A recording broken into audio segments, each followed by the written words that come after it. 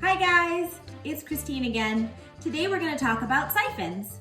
Siphons were used as far back as the ancient Egyptians and Greeks to help irrigate their farmlands. Have you ever done any farming? Or maybe just watered some plants? Water is heavy and hard to move, especially when using buckets or other things that carry water. So instead, people use siphons. Today's experiment, I needed 2 bowls. One doesn't have any water in it. A little bit, I guess. And the other is full of water, which is very heavy. Can you see the water in there? I also needed a tube. My tube has no water in it yet, see? Okay, so I take my tube and I put my finger on one side, completely covering the hole, and I put my finger or my tube all the way in the water, cover the hole, and then I lift the tube out and I put it down towards the other bowl. And do you see it filling the bowl? The water seems to kind of go up over in the arc of a rainbow and down into the other bowl. And it won't stop until all water from this bowl is drained. But since this bowl is a little bit smaller, I better stop it. So I'm gonna lift this one out, and now the water stopped. And that's a siphon.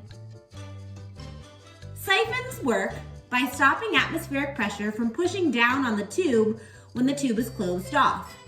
The tube is then filled with water, and once that water gets over the upwards hill of the tubing, gravity pulls it back down. The other important factor in a siphon is that the liquid water forms a chain which doesn't want to be broken. Therefore, it continues to flow without stopping.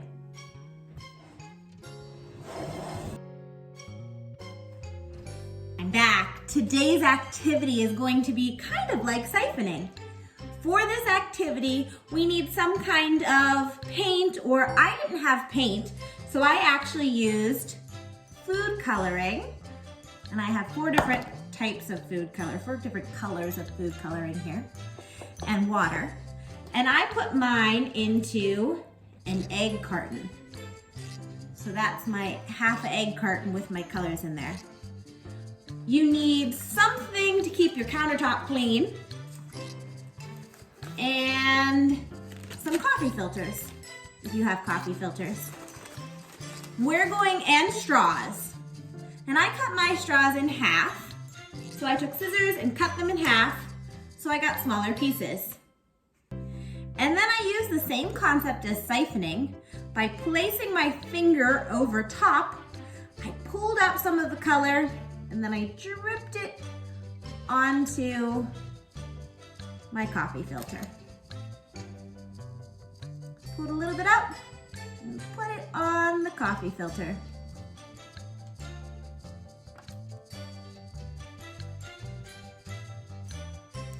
And I kept doing this to get all different kinds of colors on my coffee filter.